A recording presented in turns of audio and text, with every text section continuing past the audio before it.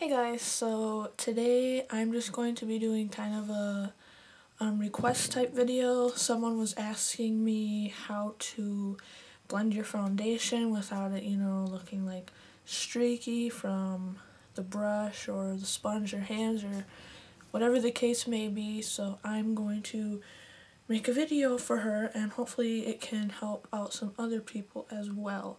Also, if anybody else is watching this, please leave your tips and tricks for this down below and your favorite foundations to use and maybe concealers and brushes, that kind of stuff. I think that will be fun to talk about down below in the comments. So yeah, let's just get started.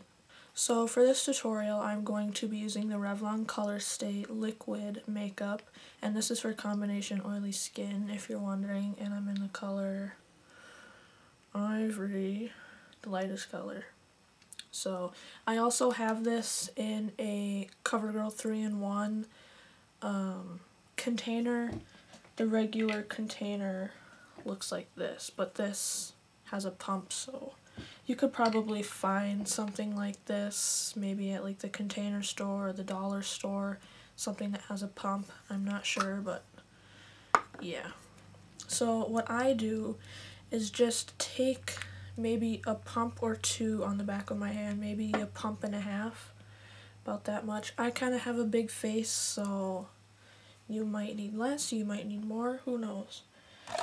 Also, the brush that I'm going to be using is the Sigma Tapered Kabuki F86, and usually what I do, if your brush looks like mine and it's dirty and the brushes are clumping together like that, what I like to do is take the palm of my hand and just kind of rub it in circular motions for a little bit, just to kind of get the older product off. It's just a lot quicker than washing your brush and letting it dry. I like to let mine dry for 24 hours, so yeah. And then when I'm done, I do this for maybe 30 seconds, maybe a minute. I don't know, I've never counted. The bristles of the brush seem to kind of unclump from each other a little bit, so it makes it a lot easier to use. You can still see that the bristles are clumped together, like versus another brush. There's a lot more space in between the bristles than if this was freshly cleaned. So yes, but it's a lot better than it was before, so I'm just going to kind of dip this on the back of my hand. See how I only dipped a small portion? I'm going to just kind of stipple it in a certain area. Sometimes I start off on my forehead, but usually I start off on my chin, just so I can kind of focus into blending it down my neck so I don't have harsh lines that don't match, because typically it's kind of hard to find, an exact match to your skin. So I just kind of blend it downwards.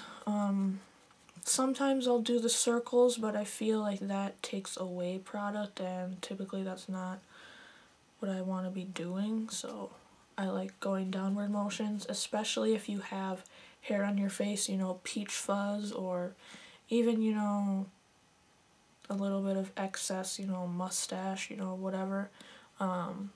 It makes it so the hair lays down and it doesn't go up, so make sure you're always going down, at least for the most part. And then I'm going to stipple it more over here, and then again just kind of work it downwards.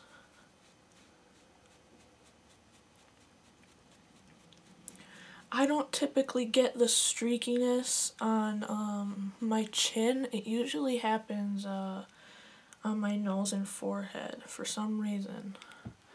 So then I'm just going to take it a little bit down the neck.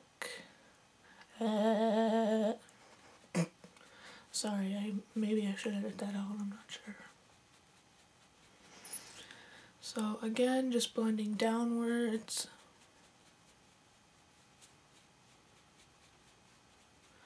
And then, oops, I forgot a little bit on this side. Just make sure that you know, kind of double check to make sure that it's blended in and there's no harsh lines. I know I used to do that a lot, and I probably still do it occasionally if I'm in a rush, but I'm going to zoom in a little bit there so you can see that there are no harsh lines. If you see any lines, that's just my skin, but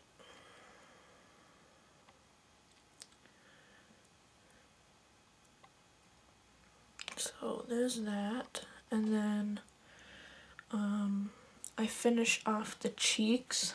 I do the nose with a different brush since I got my septum piercing, because it's a pain in the butt to do it with this, because then I have to clean off the foundation from the piercing and it's just annoying, so I just use a different brush.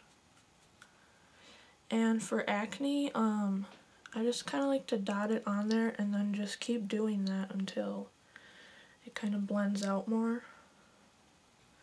And you see it kind of made it disappear a little bit more. And then I'm going to do the same thing. Make sure you get your hair out of your face. You don't want foundation in your hair. And right here, I kind of go outwards and then bring it down. So like out, down, kind of like a 7. So there's that. And then I'm going to go onto the forehead. And then I just kind of stipple it onto the forehead back and forth. And then a little bit between the eyebrows.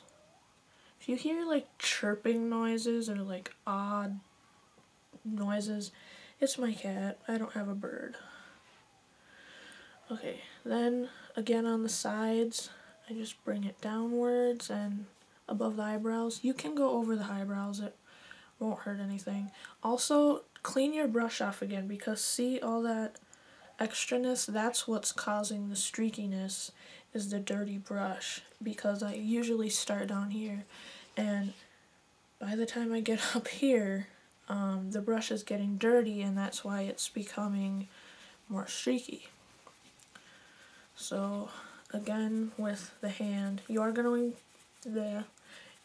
to get some product on your hand, and it's gonna kind of look and feel a little bit weird. You can just rub that off with your finger, or wash your hand afterwards. It'll just kind of flake off, so not a big deal. I mean, no one usually looks at the palms of your hands, at least extensively, so it's never been a problem for me. But then I'm just going to put a little bit on my nose, and then I blend it in with a different brush. And then just make sure that this is all blended out. Just use the clean brush, don't put any more product on it, especially around the hairline, because you don't want like a lot of product on, those little baby hairs. I don't know if everybody has these, but I've always had them. Just these clear blonde little baby hairs around the hairline. You don't want to put a bunch of product on them, because it just looks odd. So make sure that your brush is, a little bit more clean when you're going over those areas. And then if it's still streaky, what I like to do is just take a dry sponge like this. You could get this at Walmart or Walgreens or something like that, unless you have the Beauty Blender or something. But just make sure it's dry, because if it's wet, that kind of, I don't know, it just doesn't work the same. But you can just kind of lightly press at the spots that are getting a little bit streaky and just kind of blend it in with the sponge with no product on it.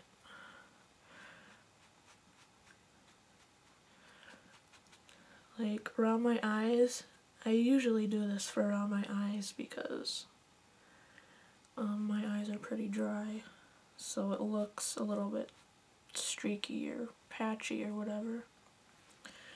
and then around the nose a little bit.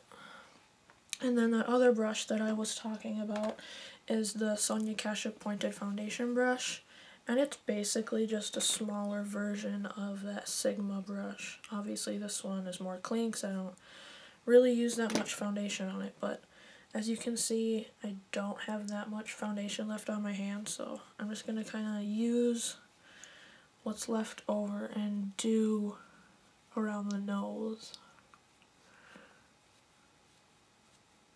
And I know that these areas can get really dry sometimes and like flaky. Just make sure you moisturize that before you put on your foundation. Make sure there's no salicylic acid in it. Make sure there's no benzoyl peroxide in it or any, sulfur in it, because all those products are going to dry out the skin. Make sure there's no alcohol in it either. Typically, there is alcohol in a lot of products, but usually if it's not one of the first ingredients, it shouldn't matter that much. So, yes. That's about it. I can quickly do the concealer if you want to stick around for that. It's basically the same method. I just kind of squeeze a little bit on there. You can do this on the back of your hand, but I'm the only one who uses these products, so it doesn't really bother me. And then I just kind of stipple it around, just kind of go in little circles.